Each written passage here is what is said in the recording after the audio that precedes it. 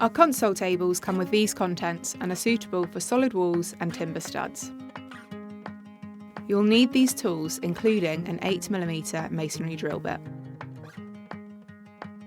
For the leg placement, we recommend 5cm in from the edges of the table.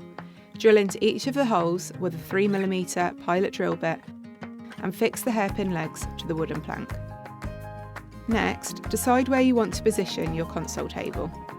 Find the middle point and mark 1.5cm below the top of the console table.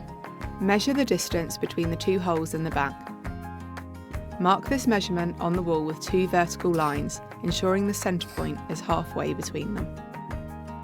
Use a level to mark a horizontal line that intersects the previous markings.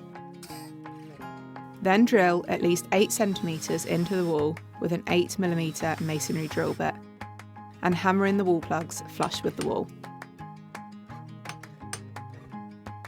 Next, screw in the longer screws provided most of the way into the wall, leaving approximately 10mm protruding from the wall.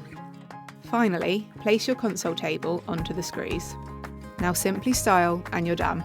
Feel free to share your photos with us and we hope you love your new furniture.